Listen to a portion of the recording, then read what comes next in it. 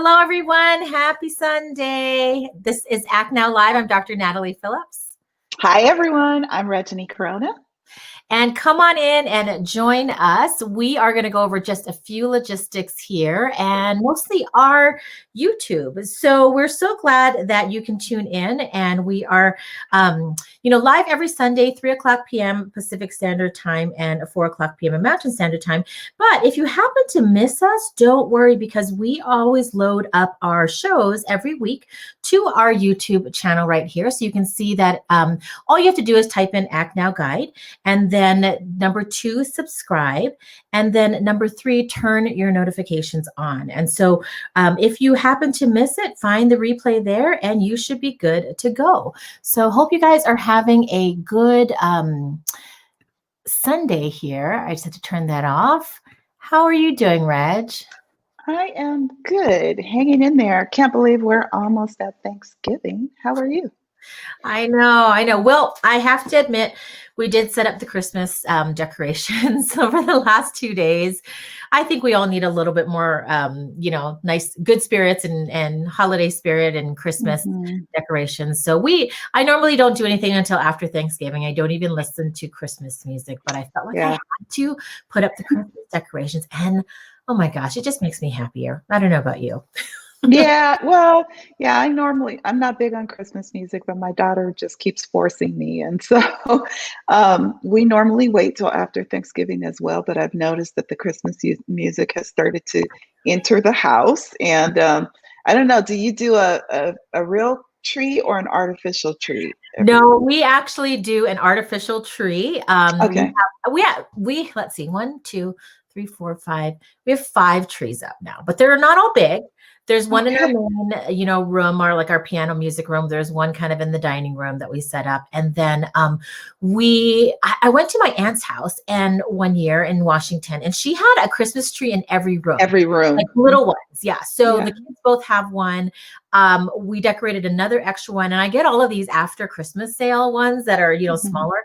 And then I bought 2 last year at the end of, after Christmas, that were just kind of standing up ones that are a little bit taller and look a little more real.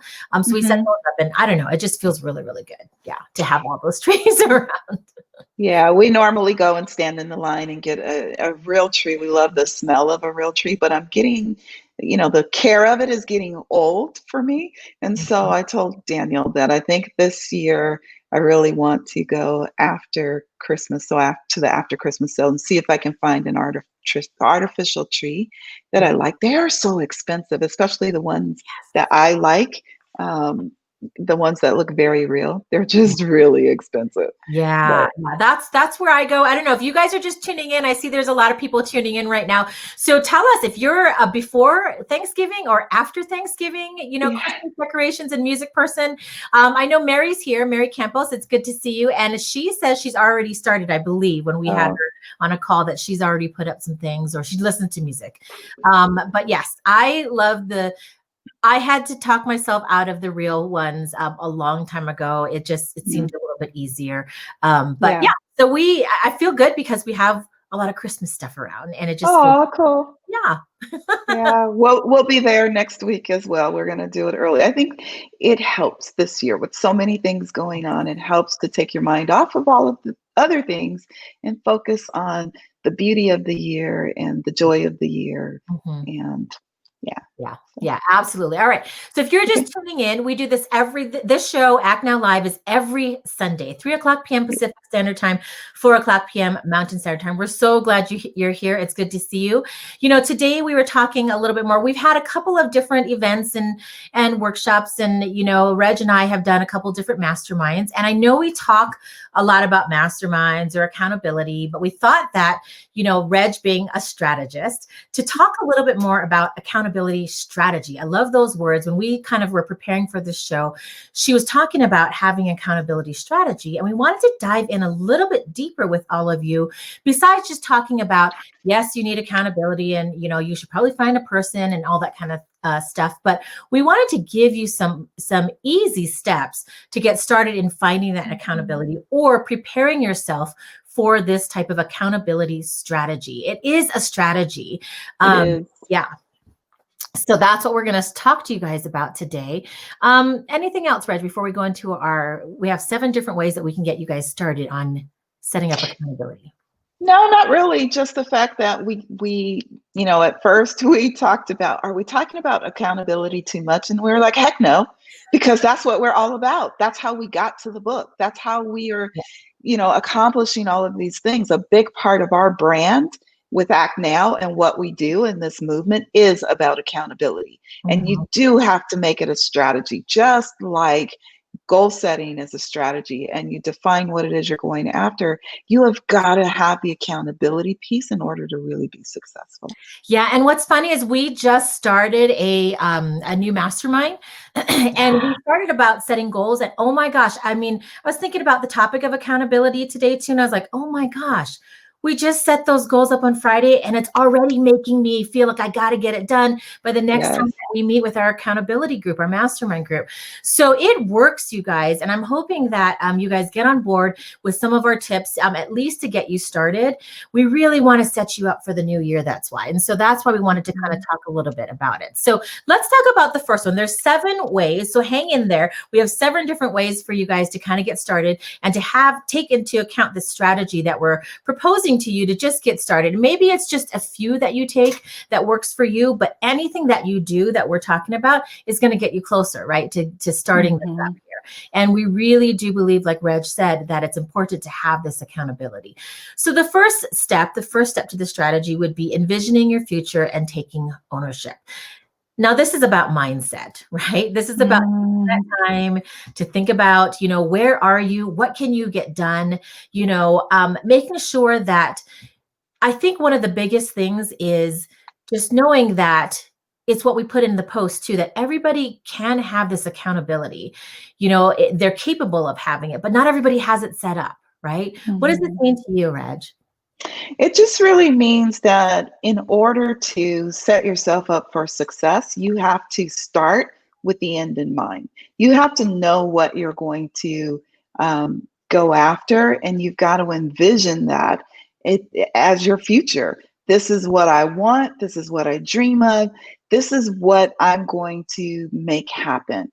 And owning it, like really owning it, and not allowing the doubt and the fear and all of the other things, that even the distractions that come into play, and putting your stake in the ground, drawing a line in the sand, however you want to say it, the rubber hits the road here.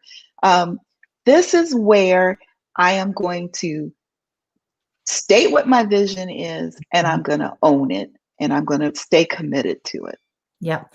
And I worked with a coach, a business coach, and they started from the back or from the end in sight and worked backwards, right? And so Yep. he basically said, what is your dream? Like Yep. really and truly, what is your dream? Write that down. And what we're going to do is work backwards, right? To get you there. No matter how silly you think it is right now, why are you having this business? Why do you think you have to do this? What is your end goal? So I totally agree with that point. The other thing that Reg and I had talked about in one of our Action Takers network is, in a year, right? In a year, as we walk people through different things, we are going to meet somewhere. We envisioned meeting somewhere on a beach when we're done after a year, celebrating with each other. And it's kind of the end goal in sight. And then you kind of know that, hey, in that year, on this date, or in this month of 2021, we set it for kind of October-ish, we're all going to be together somehow, and we're going to be celebrating. So having that end in sight, envisioning, the future and what it's going to look like when we can celebrate, and because you're going to get certain things done, that's where I think you're right, that it starts. It does. And I just want to throw in there engaging your 5 senses, because that makes the vision more real to you. Yes. So if you can taste, smell, like what is it that if we're in that space together, what is it that you're going to eat or drink that is just going to bring your taste buds alive? What are the smells that you're going to have? For me, it's the ocean, and I keep thinking something like that. But it's the 5 senses will help lock it in for you internally. So yeah, for me, it's my cocktail that I have that I'm going to be cheering everybody, like doing some cheers with. Like that is like I can taste it already. So when you said that, I can smell the beach. I can hear the waves. I have my Yeah. cocktail and we are going to be just smiling ear to ear. So that's Yes. what I envision. All right. So second type of strategy is, this is really important when setting up either a mastermind or accountability, is like-mindedness, obviously. But the bigger thing, I think, is developing that trust factor. I think that's something that, if you're even envisioning somebody that you think, what, I wonder if they would be willing to be an accountability partner for me. Start asking yourself questions. Besides, it's not only when you set up accountability, it's not only just, they have a business, I have a business, and we're going to try to keep each other accountable. No, there's a relationship that takes place. And that's, I think, the biggest thing for me is the trust factor, that you are in it because you really want that other person to succeed, and they want you to succeed as well, just as much as you want to succeed. Yeah, your whole thing about connection, this is where, for me, connection comes into play.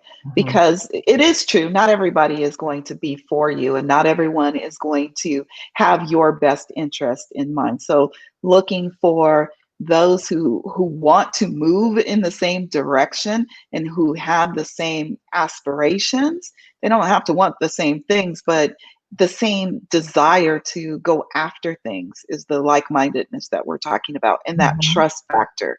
Because, sometimes some of us have been burned where you open up and you share your most sacred dreams and desires and what you want to go after. And what happens? People, they're naysayers who say, well, that doesn't make sense. And they rain on your parade, right? Yeah. They rain on your parade. And then that makes you feel some kind of way, like somehow you're less than, or you're, crazy to think these ideas, when in fact, it's not really about you, it's about them. And they're projecting onto you their own fears, their own doubts, and what they are unwilling to go after themselves. So that trust factor is huge when you are opening up about your dreams. Yeah, we have a good question. I'd like to get your feed on it as well, Reg, and then I will kind of jump in. So this is actually my really good friend, Corey Workman. So thank you, Corey, for tuning in. He says, should you set up an accountability, partner or group inside your industry or outside of it? That is a really, really good question. That's a great question. Okay, my take is, I think it depends on what you're working on, right? If you are working on something in our industry, so Corey is also a fellow audiologist like myself. And I feel that as audiologists, if that's the business that you're growing, in some ways, it is good to have something inside the industry, because there might be people ahead of you or behind you, or have other great ideas, influencers, or whatever it is that you need, that will help you, and they understand the actual industry. So I say, for that particular reason, probably inside the industry would be very, very helpful. For me, as an entrepreneur, where I've got multiple things outside of our audiology industry, I find it very helpful to have this accountability outside of the industry as well. Not either or, but as well for me. It has grown me exponentially, because sometimes I only see what I see in my own industry. But having the accountability outside has given me so many great ideas of how to grow my business outside, as well as my business inside the industry as well. So I prefer both, depending on what you're building. What about you, Reg? How would you answer this question? Yeah, I'm a both kind of girl as well. I believe that outside of your industry, you get perspectives that you would never necessarily think about because you're focused on your industry. But there are things that are done outside of your industry that can be innovation and disruption inside of your industry.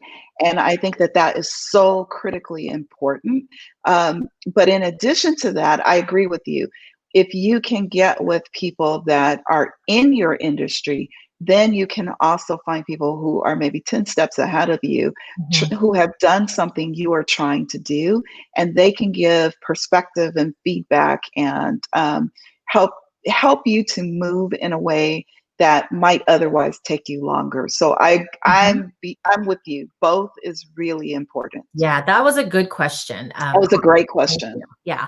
All right. Anybody that has other questions too, please put it up. We will pause and talk, or you guys can put comments up too to help us out as well, or help others that are watching. So thank you guys so much. Again, we're talking about accountability strategies to put in place that will help you get there and set something up before you start off to kick off 2021. So a third one is define clear expectations and structures. So I like this one. I know that we've started a couple different masterminds, and I think that besides taking off of that like-mindedness, I mean, people are there because they want to grow. But there's so many, I think with the excitement of being in a group that, you have a lot of different things that you want to work on. I think it's really important to start off the very first group defining some expectations and structure. Meaning for me, it would be, maybe they're ground rules. Maybe it is even, do we talk, number one, make it understanding that we don't talk about any of this outside of our group, right? Because we want to keep it inside, because people are building businesses and ideas. Or time, maybe it is the date that you and the time that you meet, or the frequency that you meet. Maybe it's expectations of, how is this group going to actually work? I'll let Reg talk about that in a little bit, just because we have different expectations. So do you want to do a roundtable where everybody has time to talk during that group? Do you want to split it up? Having those types of expectations in those talks on that very first group to define it really helps you move forward faster as well. Maybe what happens if somebody doesn't show up, then what happens? So setting all of that stuff up. But Reg, talk a little bit more about some of the different ways that you can set up the structure of when we do meet, how will it work? So generally with a mastermind group, you usually have someone, especially with paid masterminds, you have someone who's facilitating the group, and they're making sure that things are moving smoothly. If it is a group that's like our mastermind group, where we're sort of all at even levels and we're showing up to help one another, that's one of our mastermind groups. Then there's another one where we are facilitating. You can have a structure where you have one person, let's say if it's an hour long, you have one person that's on the hot seat for 30 minutes, which means they get to talk about whatever is the thing that they are dealing with at the moment, and they need feedback and help from others in the group. You can have 30 minutes of that time around a particular training or knowledge, bringing knowledge to the table that everyone could benefit from. You could use the time where you have two or more people that are kind of on the hot seat, or you're just collectively sharing, and you're all trying to drive towards a specific goal. It really just varies on how you set it up and what it is you're trying to achieve, but making sure that you have clear expectations in the beginning and that structure, as you talked about, Natalie, are both really important to make sure that no one is disappointed in the process, right? Because you and I have also been involved in masterminds where they didn't quite work out because some people are really, they're really motivated and they're showing up to make it happen. And some people aren't as motivated. And so other priorities are taking place. And that's where, when you're looking at a mastermind, if it's, there are different motivators, right? So if it's a paid mastermind, people are paying to show up and participate. So you've got skin in the game. You're going to participate and you are going to do your part. If it's not a paid mastermind, that's a little bit different. So what's the motivator that's going to drive you, the incentive to keep you plugged in and committed? And those are all things that you have to think about, whether you're participating in a mastermind group or maybe you're thinking about running a mastermind group. And for those of you that think, I can't do that, yes, you can. You absolutely can. Stick with us, and that's part of what we'll talk about. They talk about by 2025, I believe it is, that the knowledge industry is supposed to grow to over $325 billion in revenue. billion with a B. And there is no reason why, if you have knowledge that you can share, that you shouldn't be a part of that industry. You have an expertise, you have knowledge, you can share it. And that includes running mastermind groups, doing online training, doing in-person training, writing books. So, clear expectations and structure are a big part of that, though. Yeah, and I want to just add, we've talked a little bit about mastermind groups in this one, but it's the same thing if you're looking for an accountability partner. So if there's just two of you, same thing with the clear expectations and structures. So when Reg and I started our very small masterminds, because it was only the two of us, our accountability, right, calls, it was a standing time every week. And yes, we did have to maybe reschedule every so often, but it was still once a week. It wasn't like, necessarily, okay, we'll push it out a couple weeks or whatever. It was a standing time. It was very clear expectations that we wanted to continue to move forward, and it was structured. So we kind of set it for anywhere between 1 to 2 hours. We ended up going to 2 hours because we talk about a lot of stuff. But then to have a clear, sometimes if there was a time where we had to have a clear hard stop, then we set that up in the beginning. I have to stop at this time because I've got to go do this, So again, even if it's two people, same thing with the clear expectations and the structure. I like this one too. Give yourself and others grace. So what Reg was talking about, even maybe the masterminds that may not necessarily work out, even though you've started, it's okay to let it go. It's okay to let it go. Like, don't force it, because it just gets a lot more frustrating, I think, for everybody involved, to keep it going. So maybe if you're noticing that it's not working out, give other people grace. Give yourself grace, same thing with maybe, I know that with Reg and I, when we were working on the book too, we're working on the book with some of our other businesses, there's a lot. So we did have to give each other grace and ourselves grace as well, to say, okay, yeah, let's do a couple more weeks, but then that's the thing, and we were never upset about it. It was just like, okay, I totally get it. This will give me a lot more time, and it's okay. Like, your timeline is what you're putting in your own head. But if your partner or your mastermind group, is okay with different, grace options, depending on what's going on around you, this is a really, really important thing to remember. It is. And I don't have much to add to that one. Grace, just forgiving yourself if you don't make the deadline, but recognizing that you now have you still have the group that's holding you accountable. So the grace comes in to give you a little bit more time, but you're still responsible for getting it done, right? Yeah. So again, if you guys are just joining us, we're talking about having an accountability strategy. And these are just 7 ways that we want to help you get started in finding that accountability partner or that accountability group. All right. So Reg, let's talk about being intentional. Yeah. So, you have to be intentional when you make this decision to be a part of an accountability relationship.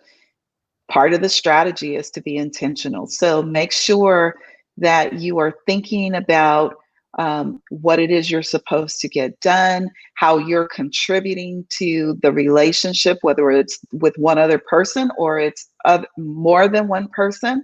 What is your give? What is the value that you add to the group? Because you never just want to take, right? And intentionally showing up. Intentionality also means having your phone silenced when you are going to be during that time, making the time a sacred time so that you are giving it your attention and you're not distracted and trying to multitask and do multiple things. All of that falls under intentionality. And so showing up, being intentional in the accountability relationship really is a strategy to success in accountability. Yeah.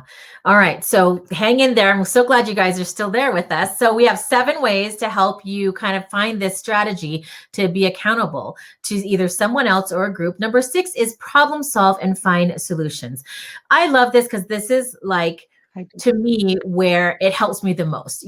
So there's a lot of projects that I have, and this is the biggest thing that I love, because a lot of the times I sit and I'm just stuck. Like, I don't know how to move forward. I'm just stuck. I don't Mhm. know how to find the resources, whatever it is. A lot of people that we talk about, fear can also make you feel stuck. So, Mhm. in different accountability, either partners or groups that I have been in, I love this. And I kind of define it as the ask and the give, right? Find the Mhm. solutions and problem solve. And so, a lot of the things that I've been a part of and that Reg and I have been a part of as well is we have this ask and a give. And sometimes it's Mhm. like, okay, this is as far as I got. I don't know what the next step is, or I'm having a Mhm. problem, trying to get my mind wrapped around, how do I get this done? Maybe it's a particular project or something like that. And Mhm. so that's your ask. And as you're listening to other people, the finding solution for me is, maybe what can you do to help that person get over that hump or down the Mhm. line a little bit? What are some of the skills that you can give? I think that's the importance of finding your worth even in an accountability type of partnership. Is a lot of people think, well, I would love that, but I don't know what I have to give. You Mhm. have something to give. Everybody has something to give. So this Mhm. one I love a lot because of that ask and that give that we set up in most of the ones that Reg and I are a part of, to help each other get over whatever it is that you're struggling with. Mhm. And the only thing that I would say about this one is also think about when you are in that accountability relationship, part of the reason why it's so important for everyone to think of problem solving is because if you're not careful, you will commiserate with one another on challenges, right? So when you have a challenge, you bring it forth. If people are not focused on the problem solving and finding solutions Mhm. pieces, then they'll, in a way, they'll coddle you and they'll say, okay, yep, I agree with you, that's a real problem. And rather than finding a solution to help you move forward, you find that you're talking about the problem and you need to move past the problem. So it's really important to start with that problem solving perspective, and it keeps you grounded in actually solving the problems. Yeah, that's a great point. I love that.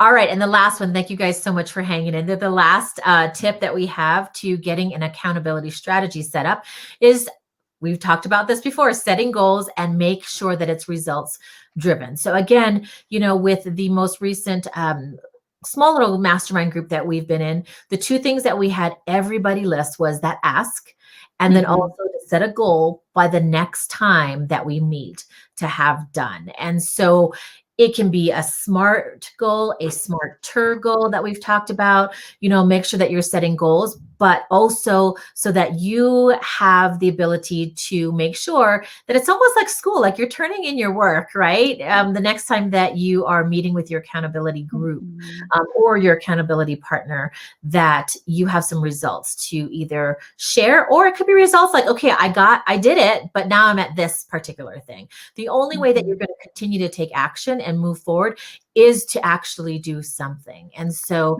setting Mhm. goals and making sure that you have these results are very, very important.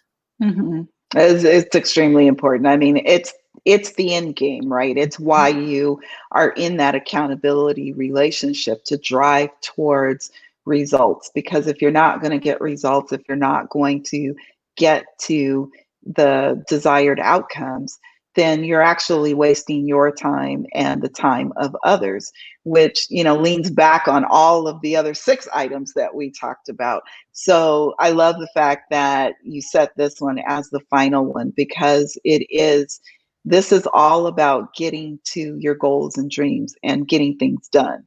And getting things done means that you are getting to results and outcomes. And, it may take me a little while sometimes to get to something, but I am very results driven, because otherwise I can't measure anything if I don't have results and outcomes.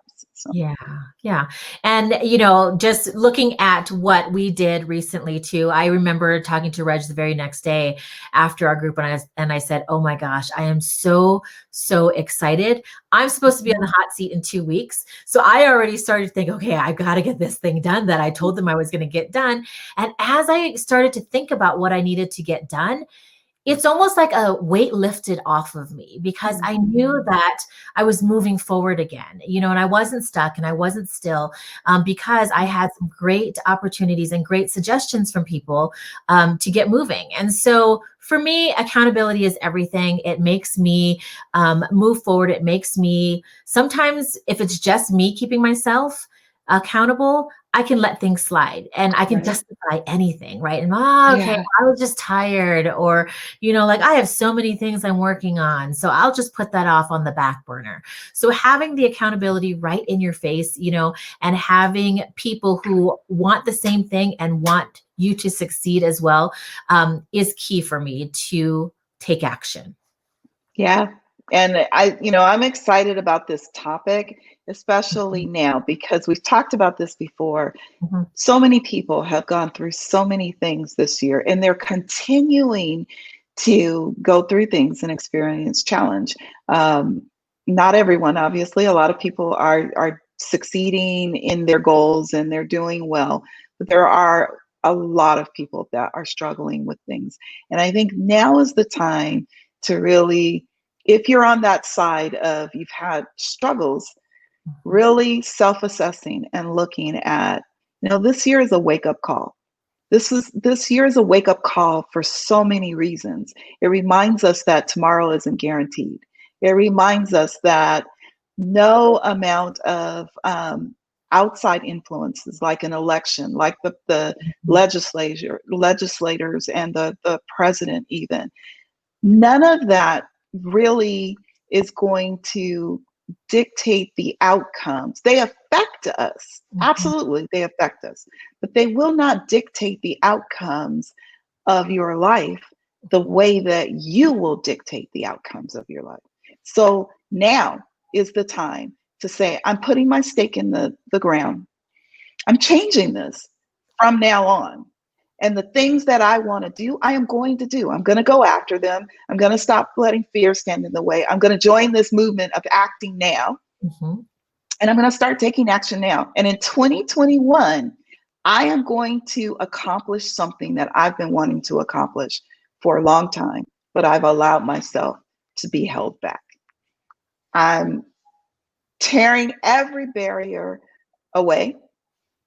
And even if it's a challenge, I'm going to move through it. And that is my encouragement and hopefully some inspiration for today.